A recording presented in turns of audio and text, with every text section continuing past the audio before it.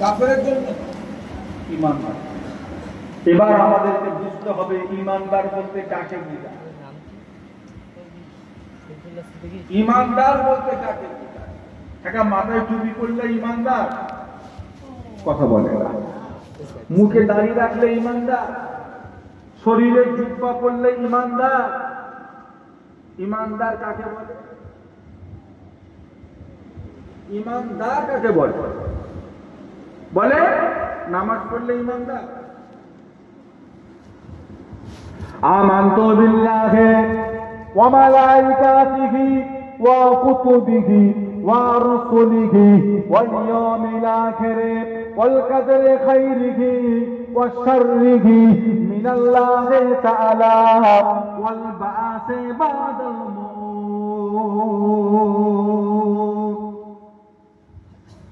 এই ছটা জিনিসকে অন্তরে বিশ্বাস করা, মুখে স্বীকার করা এবং কাজে করে দেখিয়ে দেওয়া, তাকে বলা হবে, আপনারা আমার কথা বুঝতে পারছেন, তাকে বলা হবে এই ছটা ঈমান করা। দাড়ি টুপি বহু আছে।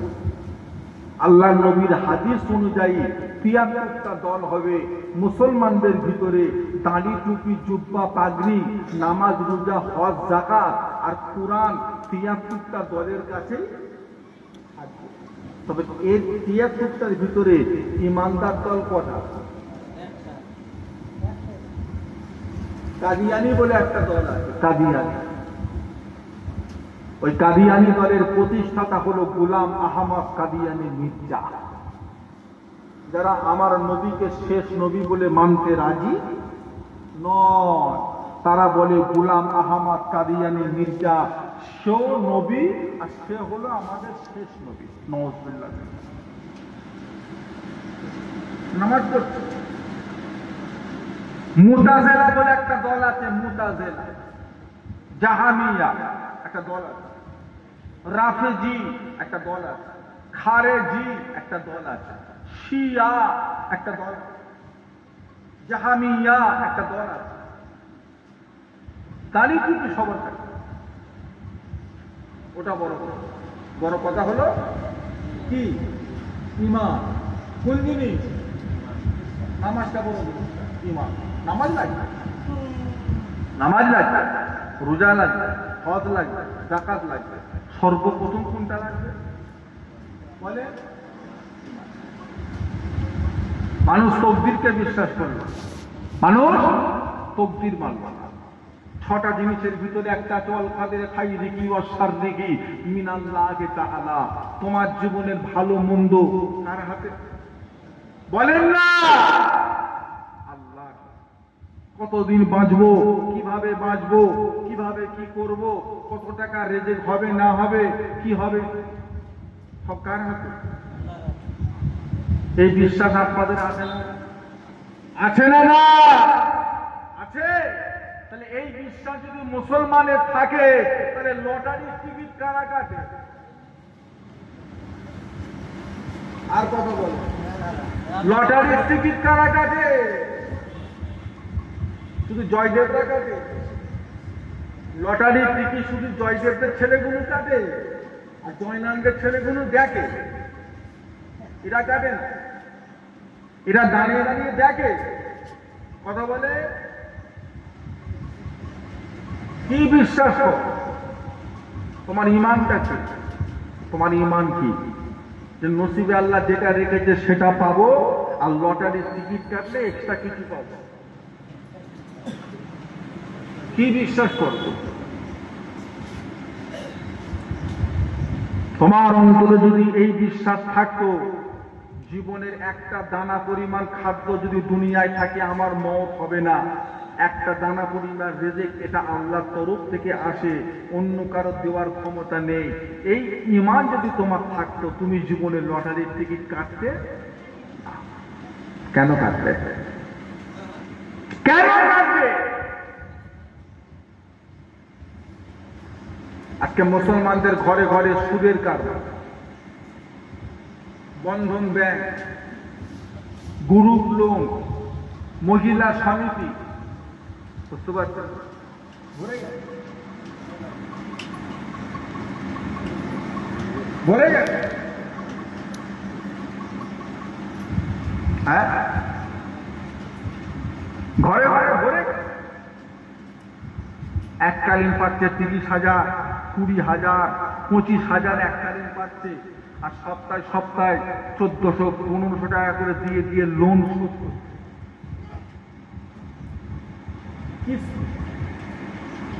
তার সঙ্গে 2% কি 3% কি 5% সুদ।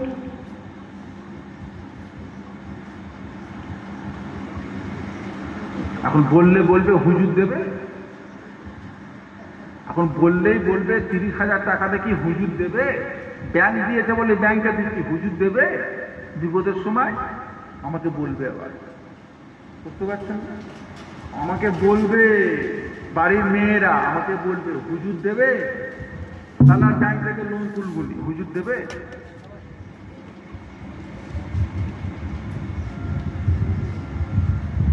সুদের কারবার। আপনি নামাজ পড়ছেন, আপনি রোজা রাখছেন, আপনি আল্লাহওয়ালা হয়ে ঘুরছেন, বাড়ির মায়েরা বোনেরা সব নামাজ পড়ছে, রোজা রাখছে, আবার সুদের কারবার। সুদ। হ্যাঁ, বসিরাট আল্লামা রুহুল আমিন রহমাতুল্লাহ আলাইহি লিখলেন, আহা কত কঠিন কথা। 1 টাকা সুদের কারবার, কত কঠিন জিনিস। নিজের মায়ের সাথে জেনা করা, নাউযুবিল্লাহ। ছেলে খেলার কথা নেই। 1 টাকা সুদের কারবার করা মানে নিজের মায়ের সাথে। কত নোংরা, কত জঘন্য, কত কঠিন কথা। এর থেকে ঘৃণার কথা আর কিছু আছে?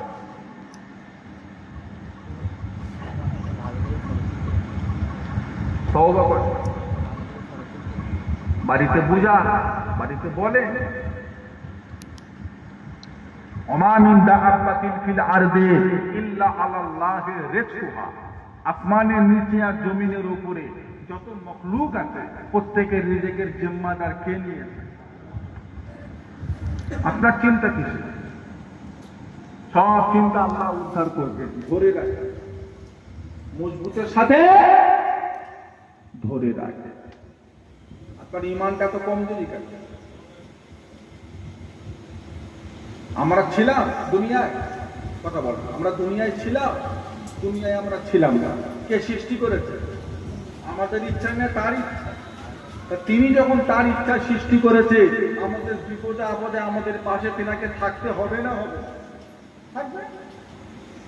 সেই বিশ্বাসটা রাখে না, সেই ইমানটা রাখে না আপনি তেনার উপর? অবশ্যই থাকবে। আপনি অন্যদিকে পালাচ্ছেন কেন? কুকুররা খাবার লেগে কাজ করে, গরু খাবার লেগে কাজ করে, ভেড়া খাবার লেগে কাজ করে, শোর খাবার লেগে কাজ করে, কেউ কাজ করে না। কিন্তু প্রত্যেকে রিজিক থেকে কে ব্যবস্থা করে দেয়। আর আমরা খাবার লেগে কি করি? রোদে দুপুরে, দিনে দুপুরে আমাদেরকে আল্লাহ না খাইয়ে মেরে ফেলবে। গরুকে দিলেন, কুকুরকে দিলেন, শোরকে খাওয়ালেন, আর আমাদেরকে আল্লাহ না খাইয়ে মেরে ফেলবে। খবরদার, ওসব বন্ধন ব্যাংক, গ্রুপ লোন টোন সব ছাড়ান। বাড়িগুলোকে আল্লাহওয়ালা গড়ে তোলে। বাড়ির মায়েদের করে বুঝান, বোনদের করে বুঝান, নিজেরা গিয়ে বলে। আর নিজেরা সুদের ব্যবসা, ঘুষের ব্যবসা, এসব লটারি মটারি থেকে ছিঁড়ে ফেলে দেন। তওবা দিলে ফিরে আসে, তওবা কবুলের মাস। আর 4 দিন পর আমাদের কাছে আসবে তওবা কবুলে, যে মাসে হযরত নবী আদম আলাইহিস সালামের তওবাকে আমার আল্লাহ কবুল করেছিলেন। একটু মহব্বতে বলা যাবে না? আমরাও যদি তওবা করি, আমাদেরও তওবাকে আল্লাহ কবুল। সবচাইতে ছোট্ট তওবা হলো আস্তাগফিরুল্লাহ।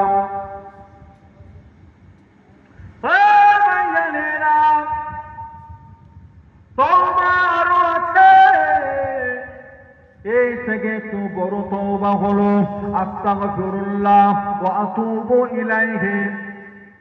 আর একটু বড় তওবা হলো আস্তাগফিরুল্লাহ রাব্বি মিন কুল্লি জামমি ওয়া আতুবু ইলাইহি।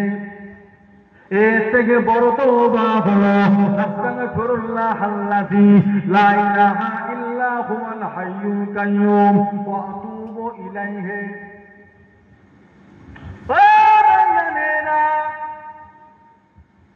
আল্লাহ রাসূল বলে,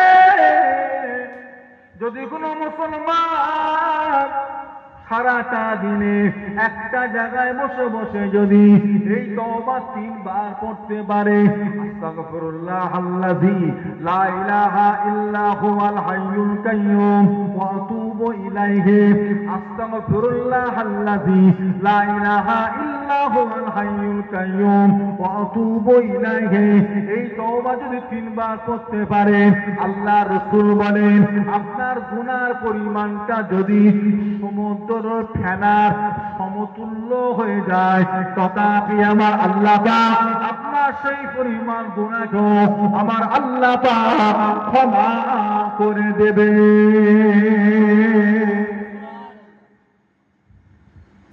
সারাটা দিনে 3টে বার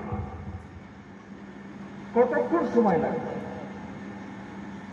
একটা জায়গায় বসে বসে 3 বার এই তওবাটা পড়ে আস্তাগফিরুল্লাহাল্লাযী লা ইলাহা ইল্লা হুয়াল হাইয়ুল কাইয়্যুম ওয়া আতুবু, একটা জায়গায় চলতে ফিরতে ঘুরতে ফিরতে আস্তাগফিরুল্লাহ আস্তাগফিরুল্লাহ আস্তাগফিরুল্লাহ আস্তাগফিরুল্লাহ। বিপদে পড়ে গেছে, মুসিবতে পড়ে গেছে, কষ্টেতে পড়ে গেছে, রেজেক কমে গেছে, কামায় বরকত নাই, 2টো আমল বেশি বেশি করে করবে। একটা হলো ইস্তেগফার, আর একটা হলো আমার রাসূল পাক সাল্লাল্লাহু আলাইহি ওয়াসাল্লামের উপর দরুদ শরীফ। বেশি বেশি করে দরুদ পড়বে। আর কি করবে? বাম কাদের ফেরেশতার হাতে আল্লাহ শুধু খাতা কলম দেয়নি, তার সাথে আল্লাহ পাক একটা রাবার দিয়েছেন। রাবার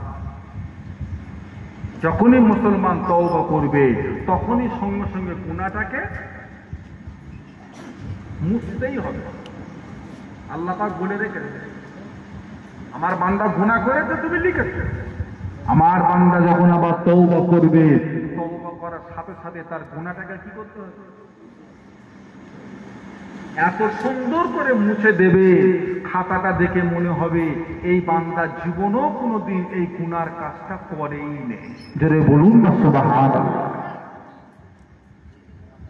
চলতে ফিরতে ঘুরতে ফিরতে আস্তাগফিরুল্লাহ আস্তাগফিরুল্লাহ আস্তাগফিরুল্লাহ আস্তাগফিরুল্লাহ আস্তাগফিরুল্লাহ।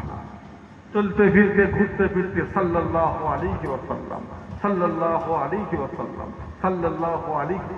সবচেয়ে ছোট্ট দরুদ, এই দরুদটা হলো সবচাইতে আল্লাহুম্মা সাল্লি আলা সাইয়্যিদিনা মুহাম্মাদিন সাইয়্যিদুল মুরসালিন ওয়া আলা মাহিয়া সুন্নাতে শাইখ মুঈনুদ্দিন চিশতি ইমামুত তরিকাত ওয়াল আউলিয়াল কামিলিন। আল্লাহুম্মা সাল্লি আলা সাইয়্যিদিনা মুহাম্মাদিন নবিয়্যিল উম্মি ওয়া আলিহি ওয়া সাল্লিম। আল্লাহুম্মা সাল্লি আলা সাইয়্যিদিনা মুহাম্মাদ শাইখুল্লাহিল কাতি ওয়া আলিহি ওয়া সাল্লিম। আরো অনেক দরুদ আছে, যেই দরুদটা আপনার ভালো মুখস্থ আছে করতে পারে, আর দোয়া চাইতে পারে মনে মনে। যেই দরুদের ভিতরে, যেই দোয়ার ভিতরে দরুদ ঢুকে যায়, সেই দোয়াটাও আল্লাহ দরবারে কবুল। যতবার দরুদ শরীফ পড়বে, ততবার আপনার দরুদ, আপনার নাম, আপনার আব্বার নাম ধরে আমার হায়াতুন নবীর কাছে আল্লাহর রহমতের ফেরেশতারা পৌঁছে দিয়ে আসবে। একটু মহব্বতে বলা যাবে না? ঘুমাতে যাচ্ছেন, যতক্ষণ না ঘুম আসছে করতে থাকে দরুদ ইস্তেগফার করতে থাকে মনে মনে, কাউকে বলার দরকার। কি করবে? বেকার বসে কি করবে? ঘুম আসছে না, কি করবে? করেন দরুদ। আস্তাগফিরুল্লাহ আস্তাগফিরুল্লাহ সাল্লাল্লাহু আলাইহি ওয়াসাল্লাম। 100 200 150 হোক, 1000 হয়ে যায়, 1000 হয়ে যায়, করতে থাকে। আমার ভাই জানেরা, বাবাজিরা, দোস্তরা, বন্ধুরা, বাবাজিরা, তওবা তওবা করতে থাকে। তওবা বড় নিয়ামত। আল্লাহ পাক ইমানদারের জন্য 3টে দরজা খোলা। আল্লাহ নবী, আমার আপনার নবী, দয়ার নবী বলে, ইল্লা মিন সালাসাতি ইল্লা মিন সাদাকাতিন জারিয়াতি।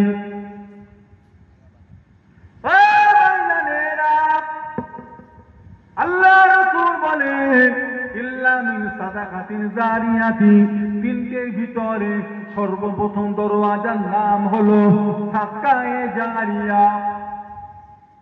এই দরওয়াজা আল্লাহ পাক বান্দার মরণের পরও আমার আল্লাহ পাক খোলা রেখে দেন। জোরে বলুন। সাদকায়ে জারিয়া এমন একটা দরজা, যেই দরজাটা হলো এমন একটা দান, যেই দানটা আপনি মাদ্রাসায় করেছেন, যেই দানটা আপনি মসজিদে করেছেন, যেই দানটা আপনি কবরস্থানে করেছেন, যেই দান কোন জিকিরের মাহফিলে খানকা শরীফে করে গিয়েছেন, যেই দানটা আপনি গ্রামবাসীর জন্য করেছেন, একটা পানি খাওয়ার ব্যবস্থা করে দিলেন, একটা পুকুরের ব্যবস্থা করে দিলেন, দুটো গাছ বসিয়ে গেলেন, আপনার গ্রামের মসজিদে 500, 1000, 2000, 5000 দিলেন, 10 বস্তা সিমেন্ট মাটি দিলেন, 10টা পাথর দিলেন, কিছু কাজ খেদমত কিছু করে দিলেন, এই দানটা রয়ে গেল। যতদিন মসজিদে নামাজ হবে, যতদিন ওই পুকুরের পানি মানুষ ব্যবহার করবে, গ্রামের মুসল্লিদের জন্য একটা উযুখানা করে দিলেন, গ্রামের মানুষজন যতদিন ওই পানি নিয়ে উযু করবে। আপনি যদি কবরও চলে যান, আল্লাহটাকে সারা দিয়ে দুনিয়া হইতে বিদায় নিয়ে চলে যান, আল্লাহ রাসূল আল্লাহ পাক ওই সওয়াবটা আপনার কবর আল্লাহ পৌঁছে দেবেন। জোরে বলুন, জোরে বলুন। এই আমলটাকে বলা হবে সাদকায়ে। এই দরজাটাকে আল্লাহ খোলা রেখে দেয়। গরিব হোক আর বড় লোক, যে কজন বাপ ভাই আমরা বসে আছি, আমাদের প্রত্যেকের জন্য এই আমল, এই দান কিছু না কিছু করে যাওয়ার দরকার আছে না? কারোর আশায় কবরে যাওয়া যাবে যাবে যাবে না। কারোর আশায় কবরে যাওয়া যাবে না। নিজে কিছু করে আপনি যদি এই ভেবে কবরে যান যে আমি কবরে পালাবো, আর গ্রামের ইমাম সাহেব প্রতিদিন জুম্মার নামাজ পড়ে 200-500 মুসল্লিকে নিয়ে গিয়ে আমার কবরে সওয়াব দেওয়া আসবে, আপনি ঠকে যাবেন। আপনি যদি এই আশায় কবরে যান যে আমি কবরে পালাবো, আমার বন্ধু বান্ধবরা গিয়ে আমার কবরে সওয়াব দেওয়া আসবে, আপনি ঠকে যাবেন। আপনি যদি এই আশায় কবরে যান, আমার দুনিয়ায় 3টে ছেলে আছে, আমি কবরে চলে গেল 3টে ছেলে পাল্টাপাল্টি করে প্রতি সপ্তাহে সপ্তাহে জিয়ারত করে আসবে, আর যাবে না। 1 মাস যাবে, 1.5 মাস যাবে, খুব বেশি 2 মাস। আপনি আপনার কবরে মাসে কবার যান? মুরব্বীরা বলুন না, আমার বাবাজি কোনো বলুক যে ওনার দাদু, ওনার দাদি, ওনার নানি, ওনার নানার কবরে মাসে কবার যায়? একবার হয়,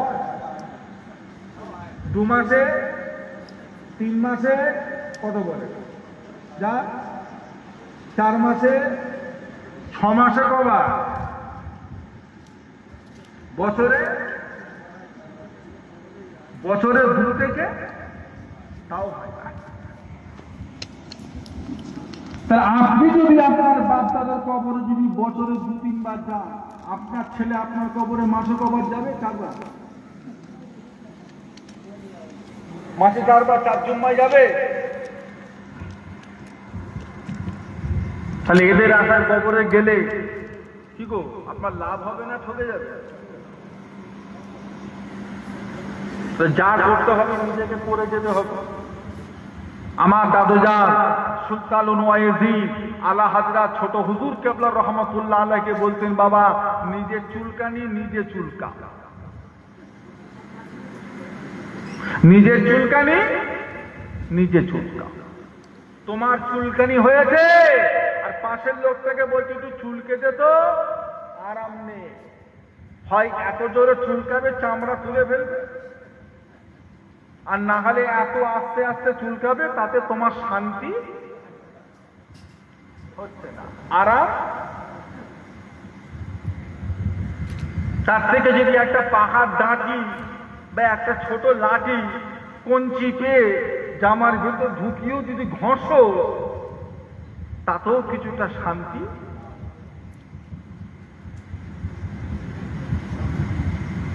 চুলকানো শিখাই নেই, কি বলতো বাবা, পরের চুলকানি যেমন মজা লাগে না, পরের স্বভাবও তেমন মজা,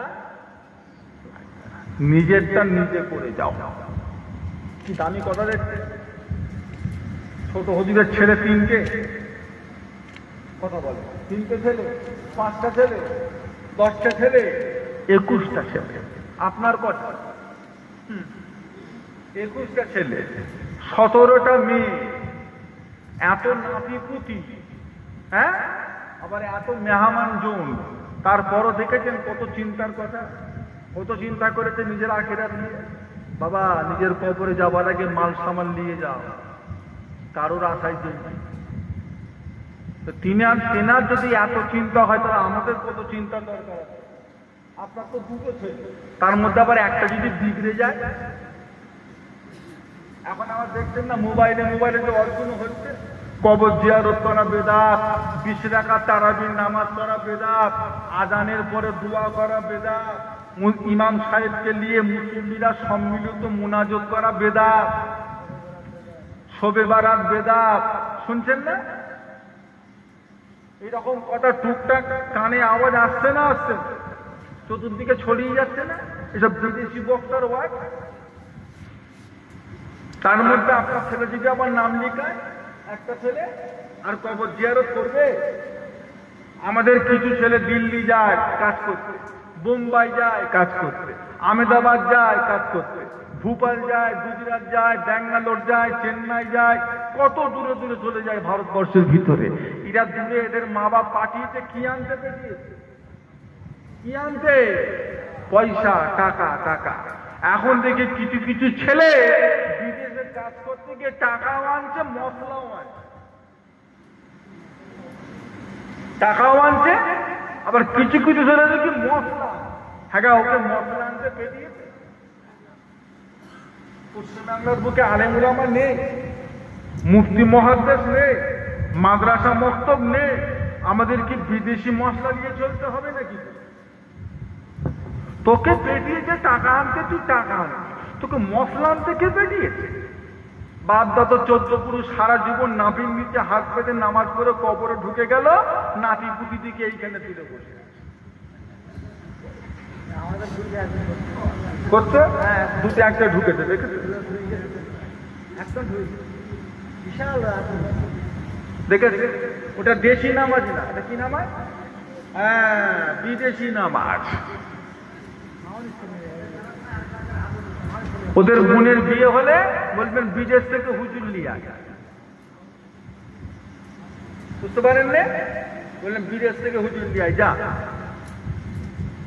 ওদের বাপ মরে গেলে বলবেন বিদেশি হুজুর নিয়ে জানাজা পড়া, পাসপোর্ট ভিসা করে বিদেশ থেকে হুজুর নিয়ে আয়, যা। আমরাও নামাজ পড়ি, আমরা 2টো পায়ের মধ্যখানে ক আঙ্গুল জায়গা ফাঁকা রাখি, বেশি বেশি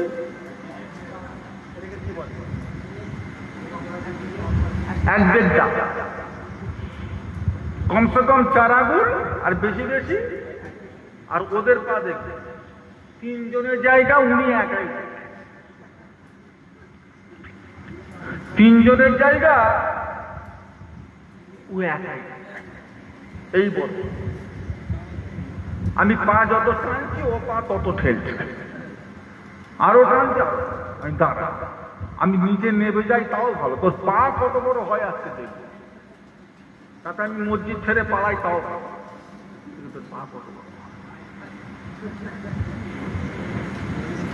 ইমাম দিওয়ান মানে না, পীর ফকির তো ছেড়ে দেয়, ওসব বাঁশ বাগানে ফেলে দেয়। দাদা হুজুর, 5 হুজুর, খলিফা হুজুর, ওসব তো এমনি বা। ইমামে আজম আবু হানিফাকে বলেন না ইজমা কিয়া, মানে শুধু বলছে কোরআন হাদিস, এই দুটোকে মানে, কোরআন আর হাদিস, এই দুটো ছাড়া আমরা কিচ্ছু মানি না। কঠিন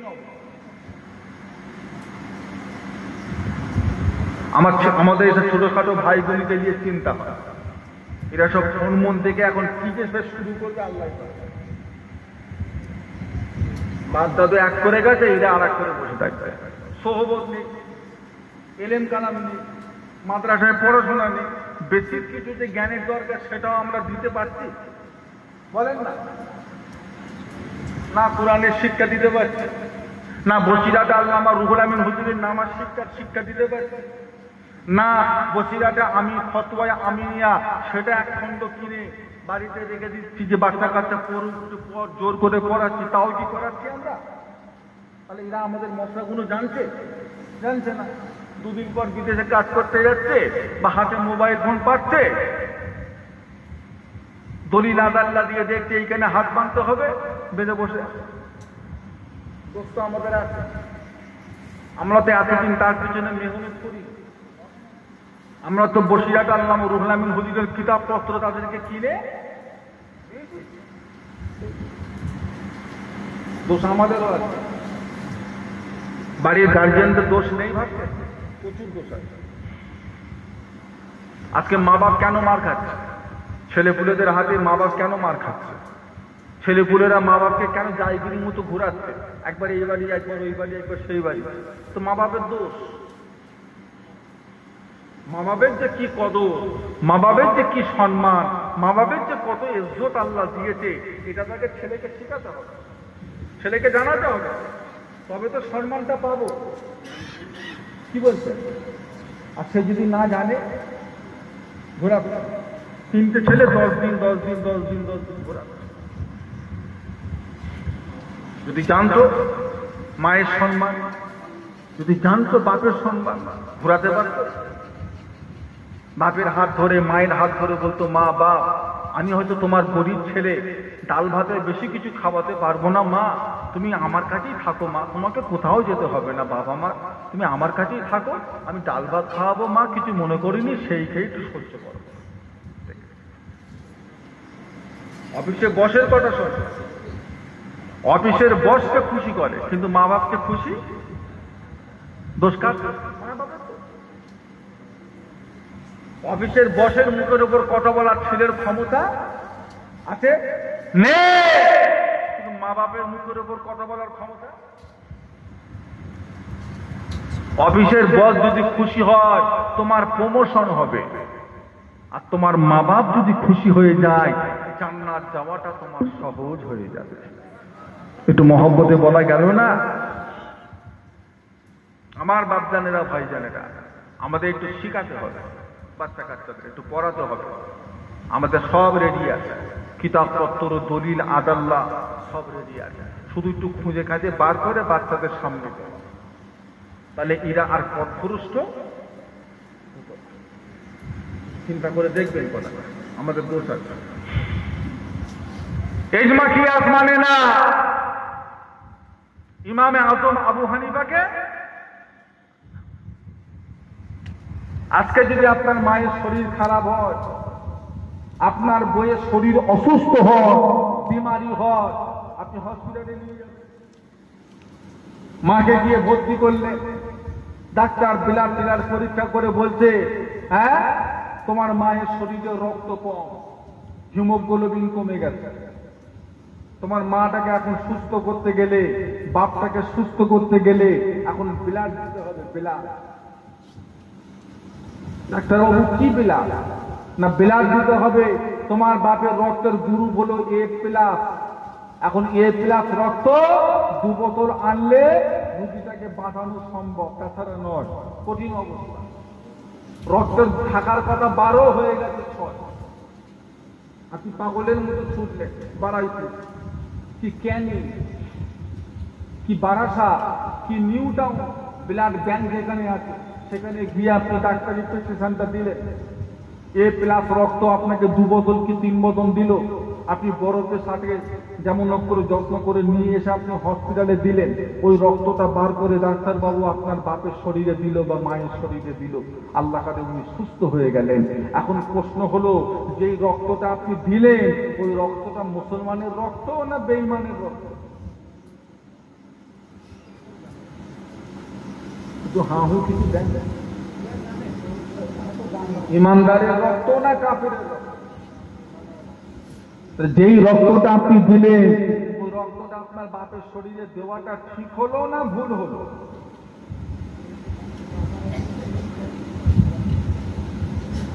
বলে আল্লাহ নবী জামানায় রক্ত লেনদেন হতো? রাসূলুল্লাহ যুগে রক্ত লেনদেন হতো? সাহাবাদের জামানায় রক্ত লেনদেন হতো? ইমামদের যুগে রক্ত লেনদেন হতো? বলে আর বর্তমান যুগে কে করতে বলল? কোরআনে আছে একজনের রক্ত আরেকজনের শরীরে দাও? হাদিসে আছে একটা বেগুনা মানুষের পুরুষের রক্ত নিয়ে তোমার মায়ের বাপের শরীরে দাও? এই দলিল হাদিসে আছে? তো হাহু দেন না, আছে? তাহলে আপনি যে দিলেন কিসের ভিত্তিতে?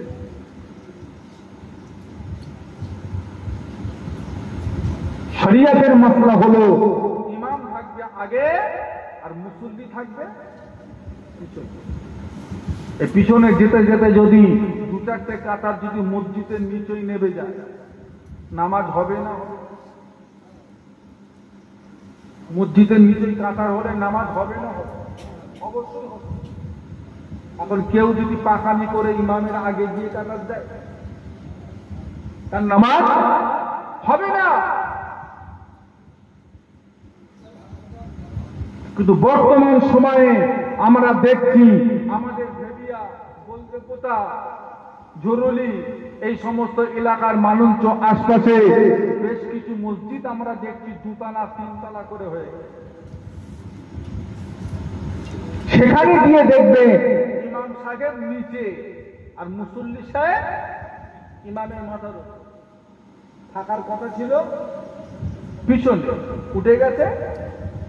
এখন যে সমস্ত মসজিদের ইমাম সাহেবকে নিচেই রেখে মুসল্লিরা মাথার উপর উঠে নিয়ত করলো, তাদের নামাজ হবে না হবে?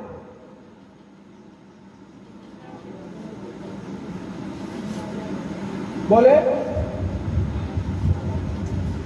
ইমামের আগে গেলে নামাজ হবে আর মাথার উপর উঠলে?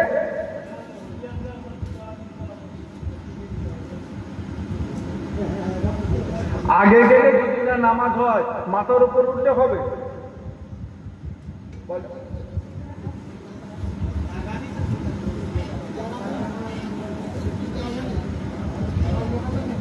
আল্লাহ নবীর জামানায় দুতলা মসজিদ ছিল? কথা বলে না। ও বাবা 12টা বেজে গেছে, মোবাইলে 12টা বেজে গেছে। আমার টাইম ছিল 10টা থেকে 12টা, 10টা থেকে 12টা। আমি অনেকক্ষণ এসেছি, কিন্তু আমার আগের বক্তাকে ডেটে তুলেছি, ওনার টাইম ছিল 8টা থেকে 10টা। আবার বসিয়ে খাওয়ার প্যাকেট নয়, আমার কমিটি ভাই বলছি তো। আল্লাহ নবীর জামানায় দুতলা মসজিদ ছিল? সাহাবাদের যুগে, ইমামদের যুগে, বর্তমান যুগে? আগে এই দিকে কি কবরস্থান নাকি? আচ্ছা ঠিক আছে। ও এটা কবরস্থান ছিল? বর্তমান যুগে দুতলা মসজিদ কে করতে বললো? নবী বলেছে? সাহাবারা, ইমামরা করলেন কেন? গ্রামে দুটো মসজিদ হবে, জায়গা হচ্ছে না, আপনাকে চিন্তা করতে কে বলেছে? দুটো মসজিদ হবে, এক দল করে পালাবে আর এক দল করবে, দুতলা করলেন কেন? দুতলা করতে কে বলছে? কোরআনে কোনো দলিল নেই, দুতলা করার হাদিসে কোনো দলিল নেই, আপনি করলেন কেন? আমি ঝামেলা লাগাতে, অশান্তি লাগাতে, আমার বলার উদ্দেশ্য হলো বর্তমান সময়ে যদি আপনি ইমাম না মানেন, ইজমা কিয়াস যদি না মানেন, আপনার পক্ষে দুনিয়ায় চলা সম্ভব?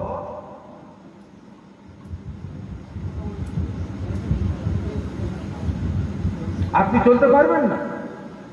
আপনি এখন যদি বলেন আমি কোরআন মানি আর হাদিস মানি আর অন্য কিচ্ছু মানি না, আপনার পক্ষে বর্তমান সময়ে চলা সম্ভব নয়। আপনি হোমিওপ্যাথি ওষুধ খাচ্ছেন, আপনি অ্যালোপ্যাথি ওষুধ খাচ্ছেন, আপনি জানেন ওই ওষুধের ভিতরে কত নাপাক জিনিস আপনাকে খাওয়ায়, যেগুলো খাওয়া শরিয়াতে হারাম, সে সমস্ত জিনিসগুলো আপনাকে শরীর সুস্থতার জন্য ওষুধের সাথে খেতে হচ্ছে না ভাই? না অস্বীকার করতে পারবেন? আপনাকে সাপের বিষ খাওয়ায়, আপনাকে ক্যাঁকড়া খাওয়ানো, ক্যাঁকড়ার রস খাওয়ানো, আপনাকে মাকড়সার তেলে ফুটিয়ে সে মাকড়সার রস বার করে সেটা আপনাকে খাওয়াচ্ছে ওষুধের সাথে। তাদের হাঁপানি আছে, হাঁপানির ব্যারাম আছে, মাকড়সার ওষুধ দেয় তাদের, মাকড়সার নেয় সেই তেল, মাকড়সার সেই রসটাকে নিয়ে মিশিয়ে। আপনি যদি বলেন আমি কোরআন মানি, হাদিস মানি, ইজমা কিয়াস মানি না, তাহলে আপনার পক্ষে চলা সম্ভব নয়।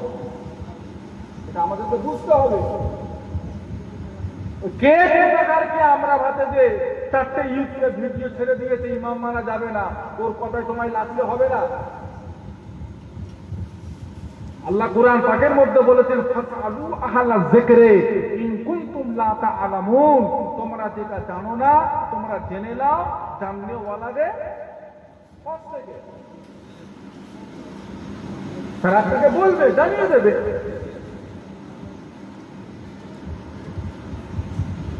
না, তাদের দলিল হলো লা সালাতা ইল্লা বিল ফাতিহাতিল কিতাব, সূরা ফাতিহা ছাড়া কারণ নামাজ হবে না। অর্থাৎ সূরা ফাতিহা সব নামাজে পড়তে হবে। ইমামের পিছনেও যখন নামাজ পড়বো ইমামও সূরা ফাতিহা পড়বে আর মুক্তাদিরা পড়বে। দলিল কেন? নবী বলেছে লা সালাতা ইল্লা বিল ফাতিহাতিল কিতাব, সূরা ফাতিহা ছাড়া কারণ নামাজ হবে না। তাহলে ইমামকেও পড়তে হবে আর মুক্তাদিকেও পড়তে হবে, নামাজ হবে না। আমরা কি তাই করি? যখন আমরা একা একা নামাজ পড়ি, হোক সেটা ফরজ, হোক সেটা ওয়াজিব, হোক সেটা সুন্নাহ, হোক সেটা নফল, আমরা সূরা ফাতিহা পড়ি না পড়ি? পড়ি। কিন্তু যখন আমরা ইমামের পিছনে ইক্তেদা করি, যা পড়ার কে পড়ে? ইমাম পড়ে, আমরা চুপ করে থাকি। দলিল আল্লাহ কোরআন পাকের মধ্যে বলেছে ওয়া ইযা কুরিয়াল কুরআনু ফাসতামিউ লাহু ওয়া আনসিতু লাআল্লাকুম তুরহামুন। ওয়া ইযা কুরিয়াল কুরআনু, যখন তোমাদের নিকটে কোরআন তেলাওয়াত হবে, ফাসতামিউ লাহু ওয়া আনসিতু, তখন তোমরা চুপ থাকো এবং মনোযোগ সহকারে। তাহলে কি হবে? লাআল্লাকুম তুরহামুন, তোমাদের উপরে আল্লাহর রহমত। সূরা ফাতিহাটা কুরআন না কোরআনের বাইরে? 114টা যে কোরআনের সূরা আছে তার মধ্যে সূরা ফাতিহা পড়ছে না পড়ছে? পড়ছে। তাহলে আমরা ইমামের পিছনে পড়বো না চুপ থাকবো? কথা বলেন। ওরা বলছেন না, এই পার্টি বলছেন না সূরা ফাতিহা পড়তে, না হলে নামাজ। ওই দলিল পেয়ে গেছে লা সালাতা ইল্লা বিল ফাতিহাতিল কিতাব, সূরা ফাতিহা ছাড়া নামাজ হবে না। আমরা বলছি হ্যাঁ ঠিকই আছে, সূরা ফাতিহা ছাড়া নামাজ হবে না, কথা তোমার ঠিক আছে। আমরা পড়ি, ফরজ নামাজে পড়ি, ওয়াজিব নামাজে পড়ি, সুন্নত নামাজে পড়ি, নফল। ওরা বলছে না, ও তো পড়তেই হবে, ইমামের পিছনেও পড়তে হবে। এবার আপনারা আমাকে বলেন, আজকে যেদিন মাগরিবের নামাজ হলো, মাগরিবের নামাজ যখন ইমাম যখন পড়া শুরু করে দিয়েছে, আপনি ছোট ছোট মসজিদে যাচ্ছেন, মসজিদে গিয়ে দেখছেন ইমাম সাহেব প্রথম রাকাতে সেজদায় চলে গেছে, আপনার যেতে একটু দেরি হয়ে গেছে। যে দেখতেন ইমাম সাহেব সেজদায়, আপনি কি করবেন? কথা বলেন। আপনি মসজিদে এসেছেন ইমামকে অনুসরণ করার জন্য, তো ইমাম যখন সেজদায় তখন আপনি কি করবেন? আপনি ইমামও সেজদায়, আপনিও সেজদায়। সেজদায় চলে গেলেন, দুটো সেজদা দিয়ে উঠে দাঁড়িয়ে গেল, ইমাম দ্বিতীয় রাকাতে সূরা পড়তে তাহলে এই যে প্রথম রাকাতে সেজদায় চলে গেলেন, তার মানে এই রাকাতটা আপনার হয়ে গেল।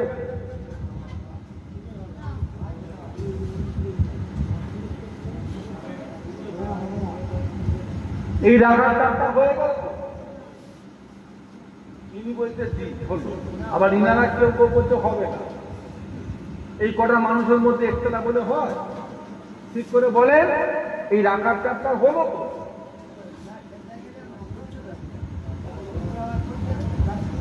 হলো না?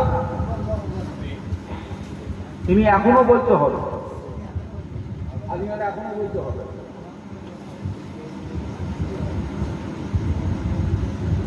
ঈশান নামাজের সময়, আজকে ঈশান নামাজের সময় উঁচু টুচু করে তারা হুড়ো করে মসজিদে যাচ্ছেন, যে ঈশান মাগরিব বেলা এক রাকাত যায় হোক করে ছেড়ে এখন যান। ও বাবা, গিয়ে দেখতেন ইমাম সাহেব রুকুতে চলে গেছে। আপনিও সঙ্গে সঙ্গে নিয়ত করে আল্লাহু আকবার বলে নিয়ত করে আল্লাহু আকবার বলে রুকুতে গেলেন। রুকুতে গিয়ে বলতে সুবহানা রব্বিয়াল, সুবহানা রব্বিয়াল,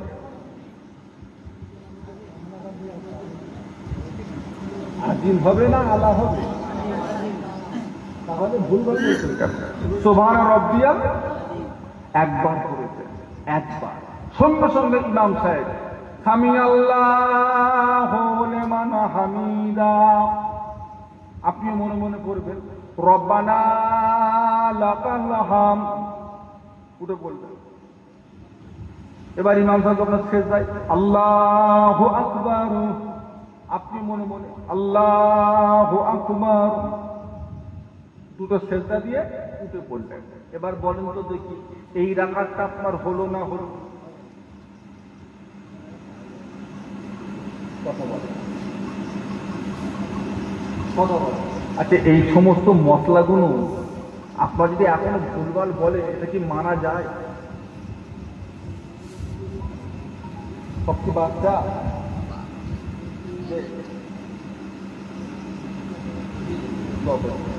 এই মশলাগুলো এখনো ভুলভাল বললে হয় কি?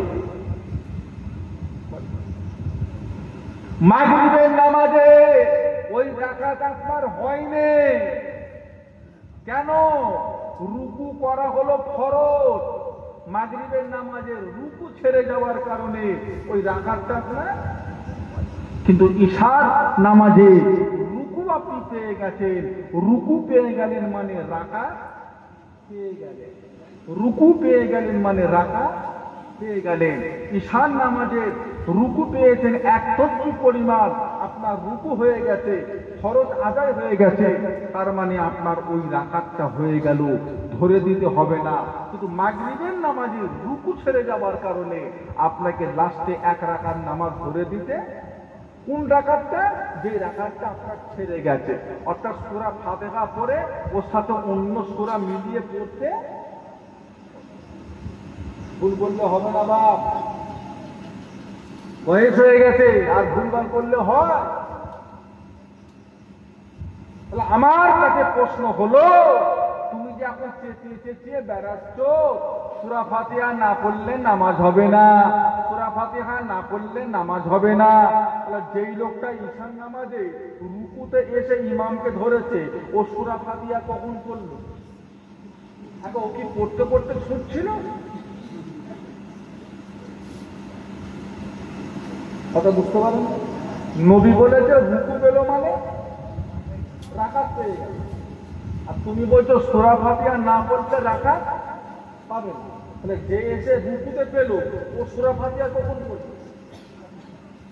তাহলে ওই ব্যক্তির কথা রইল না দলিল টিকলো না নষ্ট হয়ে গেল? আগে ও দলিল টিকেছে, আমরা সূরা ফাতিহা পড়বো না। হ্যাঁ, যখন আমরা একা পড়বো সূরা ফাতিহা আমরা প্রত্যেকটা নামাজে আল্লাহ পাক আমাদেরকে হেফাজত করেন, ইমানে আমলের সাথে কায়েম রাখেন। বলুন আল্লাহুম্মা আমিন। একবার মহব্বতে দরুদ শরীফ আল্লাহুম্মা।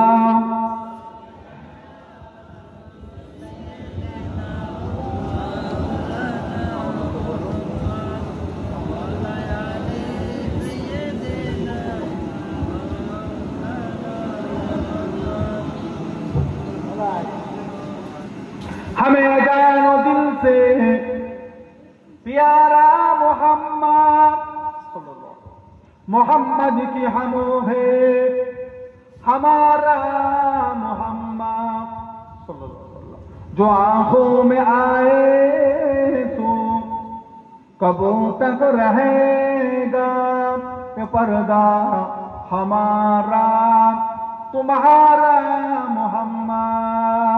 अल्लाहुम्मा सल्ले अला।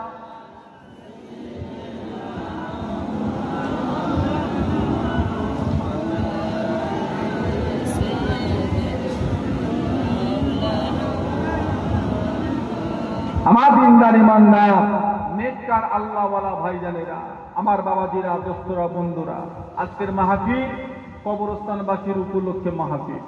এলাকার কবরবাসী যারা কবরবাসী হয়ে গেছেন, আল্লাহ পাকের ডাকে সাড়া দিয়ে, কারোর বাপ, কারোর দাদু, কারোর চাচা, কারোর আত্মীয় স্বজন, বোন, তাদের রুহের মাগফিরাতের মাহফিল কায়েম করা হয়েছে। মাশাআল্লাহ প্রতি বছরই হয়। আমি গুনাহগার মোহাম্মদ শাফিউল্লাহ সিদ্দিকী, আগে আমি কয়েকবার আপনাদের মাহফিলে এসেছি, তখন রাস্তার পাশে হতো আল্লাহ করে। এখন মাশাআল্লাহ আপনারা সুন্দর করেছেন। আবার এসে শুনলাম মাশাআল্লাহ প্রতি মাসেই জিকিরের মাহফিল। খুব খুশির কথা। আসবেন, বসবেন। বসিরহাট আল্লামা রুহুল আমিন রহমাতুল্লাহ আলাইহির হুজুরের আওলাদেরা জিকিরের মাহফিলে আসেন। আরো এলাকার গণ্যমান্য আলেম উলামা হুজুররাও সব আসেন। আপনারা আসবেন। প্রতি মাসে হয় না? জি আসবেন। সম্মত হয় না? আসবেন, হলে আসবেন। মাশাআল্লাহ একটা সব সময় লেগে একটা স্টেজ, একটা মোটামুটি প্যান্ডেল করা হয়েছে একটা, আর সেখানে মাহফিলে জলসাটা হচ্ছে, জিকিরের মাহফিল। আপনারা আসবেন, এসে শরীক হবে। একটু মাসে একটু জিকিরের মাহফিল একটু বসে একটু রুহের খোরাকের ব্যবস্থা করে দেবে। জিকির হলো রুহের খোরাক, রুহের খোরাক। আল্লাহ পাক আমাদের নেক আমল করা তৌফিক দান করুন, আল্লাহুম্মা আমিন। এখন দোয়া হবে, আখেরি মোনাজাত হবে, কবরস্থানি হবে। আমার এত কটা বাপ ভাই বসে আছেন, আমার দোস্ত বন্ধু বসে আছেন, আমার বাবাজিরা সব আছে, আমার দাদা হুজুর কেবলা রহমাতুল্লাহ আলাইহির সিলসিলার ভক্তবিন্দুরা সব আছেন। এখন আপনারা বলেন, সামনের বছর এই মাহফিলটা যাতে আবার সুন্দরভাবে হয়, আমরা যাতে আবার ভালোভাবে কায়েম যাতে করতে পারি, সে আশা উদ্দেশ্য নিয়ে, সেই নিয়ত রেখে এত কটা বাপ ভাইদের ভিতরে কে আছে সামনের বছর এই মাহফিল